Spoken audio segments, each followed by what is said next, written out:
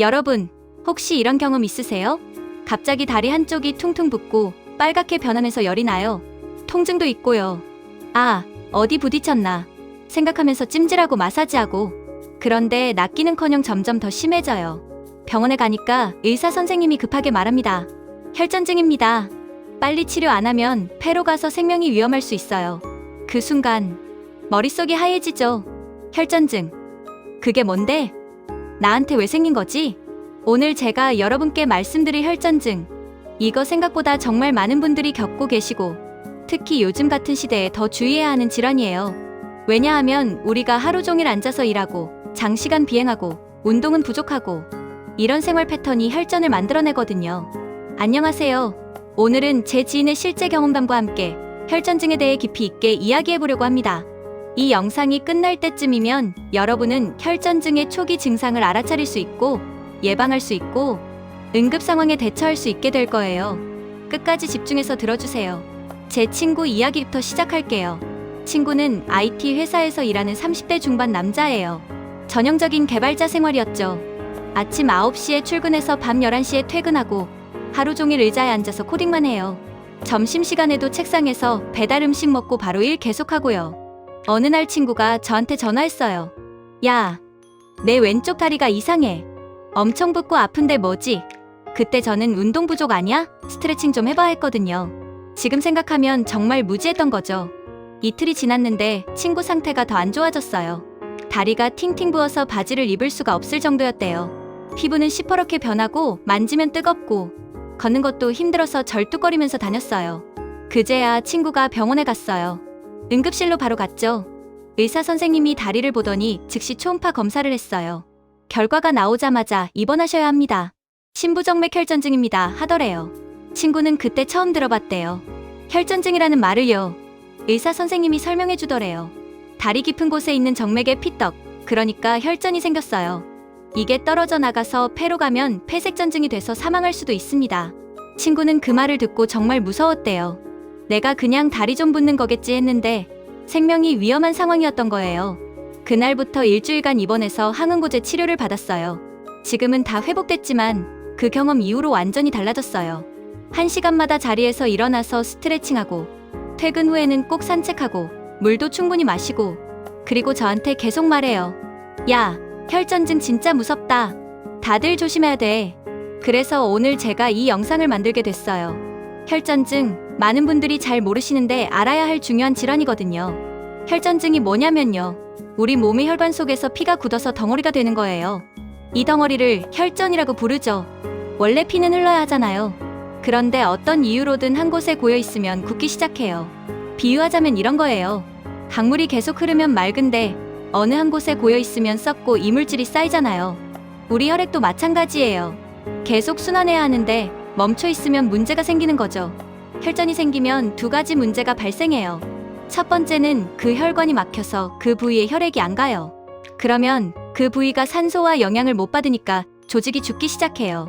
두 번째는 그 혈전이 떨어져 나가서 다른 곳으로 가요. 그러면 더 중요한 장기의 혈관을 막을 수 있어요. 혈전증은 크게 두 가지로 나뉘어요. 동맥혈전증과 정맥혈전증. 동맥혈전증은 심장에서 나가는 혈관, 그러니까 동맥에 생기는 거예요. 이게 생기면 정말 위험해요. 왜냐하면 동맥은 산소가 많은 피를 각 장기로 보내는 혈관이거든요. 여기가 막히면 그 장기가 바로 위험해져요. 뇌 동맥이 막히면 뇌졸중이에요. 갑자기 한쪽 팔다리에 힘이 없어지고 말이 어눌해지고 의식을 잃을 수 있어요. 골든타임이 3시간밖에 안 돼요. 그 안에 치료 안 하면 뇌가 손상돼서 영구적인 장애가 남을 수 있어요. 심장 동맥이 막히면 심근경색이에요.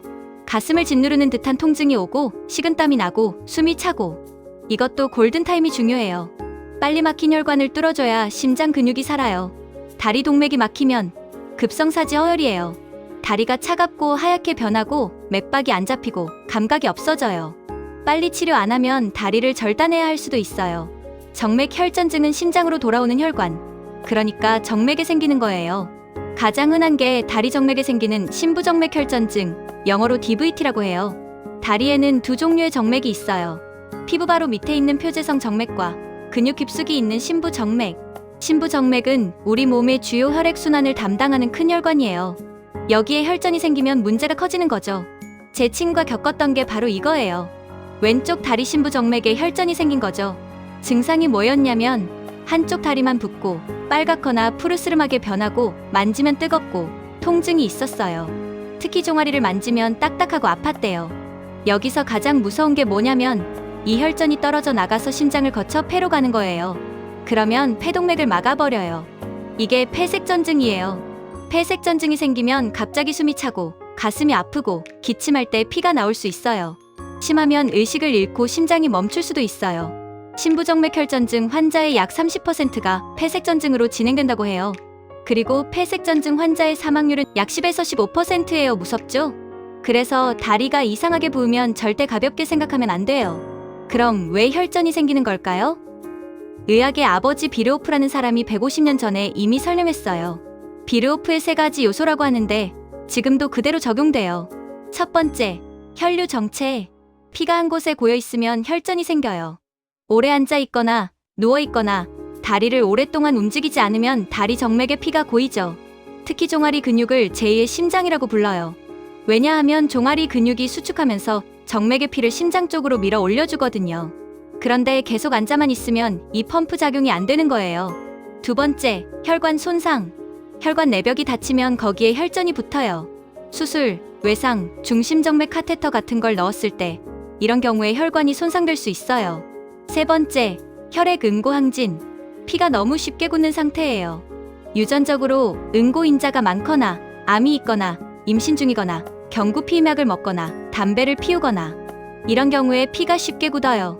이 3가지 중 하나라도 있으면 혈전 위험이 올라가고 2-3가지가 겹치면 위험이 훨씬 높아져요. 그럼 어떤 사람들이 위험할까요?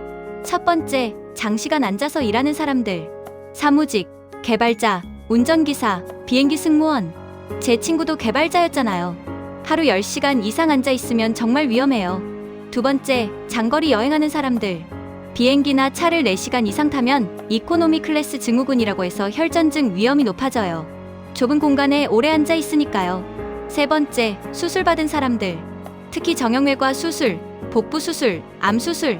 수술 자체가 혈관을 손상시키고 수술 후에 침대에 누워 있으니까 혈류가 정체되고 수술 스트레스로 혈액이 응고되기 쉬워져요. 네 번째, 암 환자들. 암 자체가 혈액 응고를 촉진해요. 그리고 항암 치료도 혈전 위험을 높여요. 다섯 번째, 임산부들.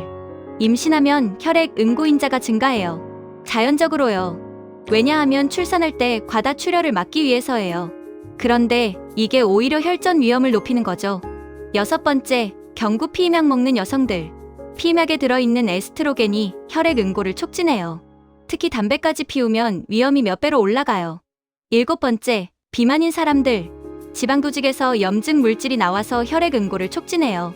여덟 번째, 고령자들. 나이가 들수록 혈관이 손상되고 움직임이 줄어들고 혈액 응고 기능이 변해요. 아홉 번째, 과거에 혈전증을 겪었던 사람들. 한 번 생기면 재발률이 30% 정도 돼요. 열 번째, 유전적 요인. 가족 중에 혈전증 환자가 있으면 본인도 위험해요. 여러분, 이 중에 해당하는 게 있나요? 하나라도 있으면 주의해야 해요. 여러 개 겹치면 더더욱요. 그럼 혈전증의 증상은 뭘까요? 부위별로 다르니까 하나씩 볼게요. 다리 심부정맥 혈전증. 한쪽 다리만 붓고 빨갛거나 푸르스름하게 변하고 만지면 뜨겁고 종아리를 눌렀을 때 통증이 있어요. 걸을 때 당기는 느낌이 있고 다리가 무거운 느낌이 들어요. 중요한 건 한쪽이라는 거예요. 양쪽 다리가 다 부으면 심장이나 신장 문제일 가능성이 높아요. 한쪽만 부으면 혈전증을 의심해야 해요. 폐색전증. 갑자기 숨이 차고 심호흡할 때 가슴이 아프고 기침할 때 피가 섞여 나오고 심장이 빨리 뛰고 식은땀이 나고 불안감이 들어요. 심하면 실신하거나 의식을 잃을 수 있어요. 뇌졸중. 한쪽 팔다리에 갑자기 힘이 없어지고 얼굴이 한쪽으로 돌아가고 말이 어눌해지고 시야가 흐려지고 심한 두통이 오고 어지러워요. 심근경색. 가슴 중앙을 짓누르는 듯한 통증이 20분 이상 지속되고 왼쪽 팔이나 턱, 등으로 통증이 퍼지고 숨이 차고 식은땀이 나고 메스꺼워요. 이런 증상이 있으면 즉시 119를 부르고 응급실로 가야 해요. 시간이 생명이에요. 1분 1초가 중요해요. 그럼 혈전증은 어떻게 진단할까요? 다리 혈전증은 초음파로 봐요. 혈관 초음파 검사, 도플러 검사라고 하는데 혈관 속을 들여다볼 수 있어요. 혈전이 있으면 혈류가 막혀 있는 게 보여요. 통증도 없고 간단해요. 폐색전증은 CT로 봐요. 조영제를 넣고 폐동맥을 찍으면 혈전이 보여요. 또는 혈액검사로 디데메라는 수치를 재요. 이게 높으면 몸 어딘가에 혈전이 있다는 신호예요. 뇌졸중이나 심근경색은 CT나 MRI, 심전도, 혈액검사 등으로 진단해요. 진단이 나오면 바로 치료를 시작해요. 혈전증 치료의 핵심은 두 가지예요. 첫째, 지금 있는 혈전이 더 커지지 않게 하는 것. 둘째, 새로운 혈전이 생기지 않게 하는 것. 치료는 항응고제를 써요. 피를 묽게 만드는 약이죠. 헤파린이라는 주사 약을 먼저 쓰고 그 다음에 먹는 약인 와파린이나 요즘 나온 신약들인 NOAC를 써요. 와파린은 효과는 좋은데 관리가 까다로워요. 음식이랑 상호작용이 많거든요. 비타민 K가 많은 음식, 예를 들어 시금치, 케일, 브로콜리 같은 걸 많이 먹으면 약 효과가 떨어져요. 그래서 정기적으로 혈액 검사를 해서 약 용량을 조절해야 해요. NOAC는 상대적으로 편해요. 음식이랑 상호작용이 적고 혈액 검사도 자주 안 해도 돼요. 하지만 가격이 비싸고 응급 상황에서 출혈을 멈추기가 어려운 단점이 있어요. 항응고제를 얼마나 먹어야 하냐면 최소 3개월이에요. 원인이 명확하고 일시적이었다면 3에서 6개월 먹고 끝낼 수 있어요. 하지만 원인을 모르거나 재발했거나 암이 있거나 유전적 문제가 있다면 평생 먹어야 할 수도 있어요. 항응고제의 가장 큰 부작용은 출혈이에요. 피를 묽게 만드니까 작은 상처에도 피가 많이 나고 코피가 나고 잇몸에서 피가 나고 소변이나 대변에 피가 섞여 나올 수 있어요. 심하면 뇌출혈이 올 수도 있어요. 그래서 약을 먹는 동안은 조심해야 해요. 다치지 않게 날카로운 것 조심하고 격렬한 운동 피하고요. 혈전이 너무 크거나 항응고제로 안 될 때는 혈전용해제를 써요. 혈전을 녹이는 약이죠. 하지만 출혈 위험이 커서 조심스럽게 사용해요. 아주 심한 경우에는 수술로 혈전을 직접 제거하기도 해요. 또는 혈관에 필터를 넣어서 혈전이 폐로 가는 걸 막기도 해요. 제 친구는 일주일간 헤파린 주사를 맞고 와파린을 6개월 먹었어요. 그 기간 동안 한 달에 한 번씩 혈액 검사를 해서 약 용량을 조절했고요. 다행히 출혈 같은 부작용은 없었대요. 지금은 약을 끊고 건강하게 지내고 있어요. 그럼 혈전증을 예방하려면 어떻게 해야 할까요? 이게 정말 중요해요. 치료보다 예방이 훨씬 쉽거든요. 첫 번째, 움직이세요. 1시간 이상 앉아있지 마세요. 최소한 1시간마다 한 번씩 일어나서 5분이라도 걸으세요. 화장실 가거나 물 마시거나 스트레칭하거나 앉아서 일할 때도 발목을 위아래로 움직이고 종아리를 주물러 주세요. 두 번째, 장거리 여행할 때는 더 조심하세요. 비행기 탈 때 복도 쪽 자리를 예약하세요. 그럼 자주 일어나서 움직일 수 있어요. 2에 3시간마다 한 번씩 통로를 걸어 다니세요. 앉아있을 때도 발목 운동하고요. 좁은 신발 신지 말고 편한 신발 신으세요. 압박 스타킹을 신는 것도 도움이 돼요. 세 번째, 충분히 수분을 섭취하세요. 물을 많이 마시면 혈액이 묽어져서 혈전이 생기기 어려워요. 하루 2리터 정도는 마시세요. 커피나 술은 오히려 탈수를 일으키니까 조심하세요. 네 번째, 금연하세요. 담배는 혈관을 손상시키고 혈액 응고를 촉진해요. 특히 경구 피임약 먹는 여성이 담배까지 피우면 혈전 위험이 10배 이상 올라가요. 다섯 번째, 적정 체중을 유지하세요. 비만은 혈전의 위험 인자예요. 건강한 식습관과 규칙적인 운동으로 체중을 관리하세요. 여섯 번째, 수술 받을 때는 의료진에게 말하세요. 과거에 혈전증을 겪었거나 위험 인자가 있다고요. 그러면 예방 조치를 해줘요.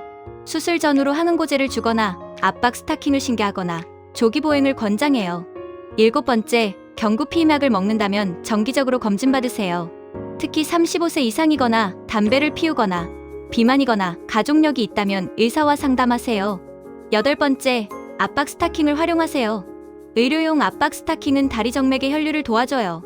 특히 장시간 서 있거나 앉아 있는 직업을 가진 분들에게 좋아요. 아홉 번째, 규칙적으로 운동하세요. 걷기, 수영, 자전거 타기 같은 유산소 운동이 좋아요. 종아리 근육을 강화하는 운동도 도움이 돼요. 발끝으로 서기, 종아리 스트레칭 이런 거요. 열 번째, 스트레스를 관리하세요. 만성 스트레스는 혈액 응고를 촉진해요. 명상, 요가, 취미생활 등으로 스트레스를 풀으세요. 그리고 식습관도 중요해요. 혈전을 예방하는 음식들이 있어요. 오메가3 지방산이 풍부한 생선, 고등어, 연어, 참치 같은 거요. 오메가3는 혈액을 묽게 하고 염증을 줄여줘요. 일주일에 2~3번은 생선을 드세요.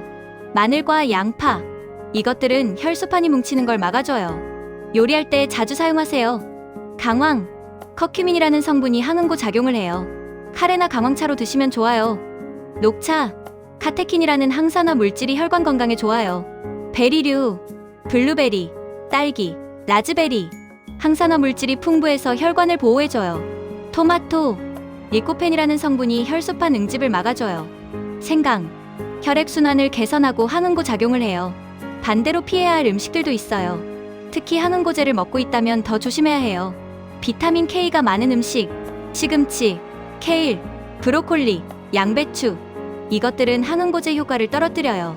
완전히 피할 필요는 없지만 갑자기 많이 먹거나 끊으면 안 돼요. 일정하게 드시는 게 중요해요. 과도한 알코올, 술은 적당히는 괜찮지만 과음하면 혈액 응고에 문제를 일으켜요. 가공식품과 트랜스 지방, 이것들은 혈관을 손상시키고 염증을 일으켜요. 과도한 소금, 고혈압을 일으키고 혈관 건강을 해쳐요. 그리고 영양제도 조심해야 해요. 비타민 E, 은행잎 추출물, 오메가3 고용량, 이런 것들은 혈액을 묽게 만들어요. 항응고제랑 같이 먹으면 출혈 위험이 커질 수 있어요. 반드시 의사와 상담하고 드세요. 자, 여기서 중요한 이야기를 하나 더 해야 할 것 같아요. 코로나19 이후에 혈전증이 더 주목받게 됐거든요. 코로나19 바이러스가 혈관 내벽을 손상시키고 염증을 일으켜요. 그래서 혈전이 생기기 쉬워지는 거죠. 실제로 중증 코로나 환자의 약 30%가 혈전증을 경험한대요.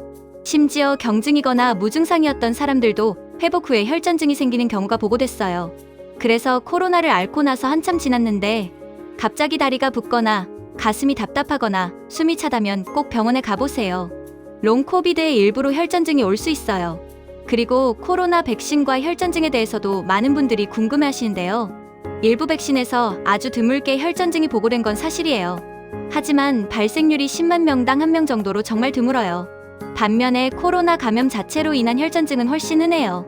그러니까 백신을 맞는 게 맞지 않는 것보다 훨씬 안전해요.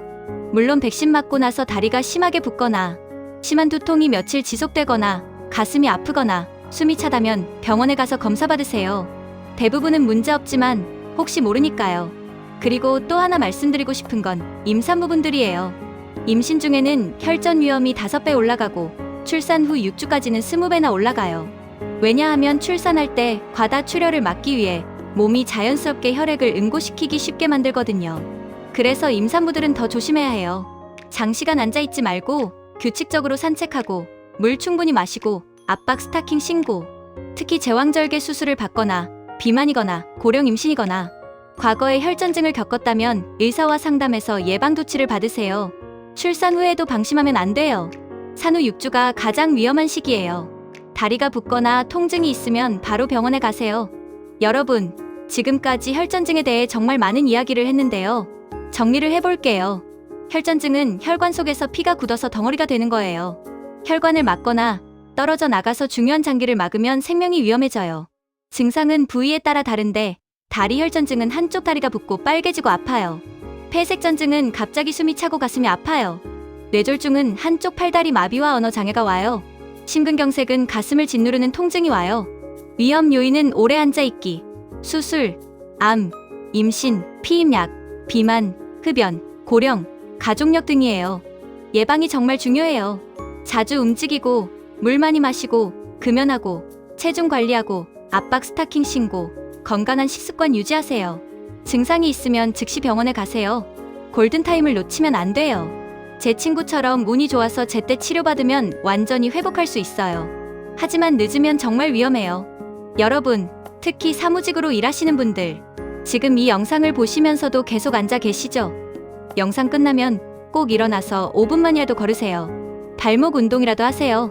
그리고 주변에 오래 앉아서 일하는 분들이 있다면 이 영상을 공유해주세요. 혈전증은 조기 발견이 정말 중요하거든요. 제 친구가 그랬어요.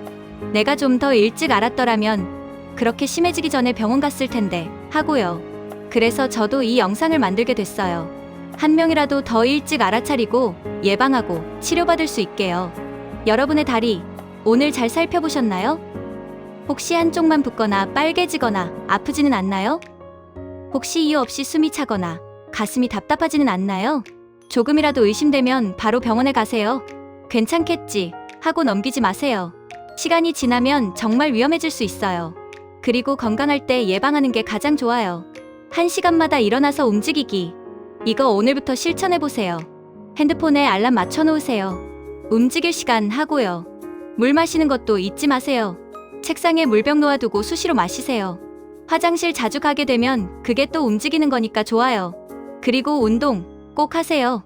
헬스장 갈 시간 없으면 퇴근하고 집까지 걸어가세요. 아니면 저녁 먹고 동네 한 바퀴 도세요. 하루 30분만이라도 걸으면 혈전 위험이 확 줄어들어요. 담배 피우시는 분들 정말 끊으세요. 담배는 혈관에 정말 안 좋아요. 혈전뿐만 아니라 암, 심장병, 뇌졸중, 온갖 병의 원인이에요. 지금 당장은 괜찮은 것 같아도 쌓이고 쌓이면 나중에 큰 문제가 와요. 경구 피임약 드시는 분들 정기검진 꼭 받으세요. 그리고 담배는 절대 같이 피우지 마세요. 정말 위험해요. 비만이신 분들 조금씩 체중 줄여보세요. 한 번에 많이 빼려고 하지 말고 한 달에 2에서 3kg씩 천천히요. 식습관 바꾸고 움직이는 시간 늘리고 그러다 보면 자연스럽게 빠져요.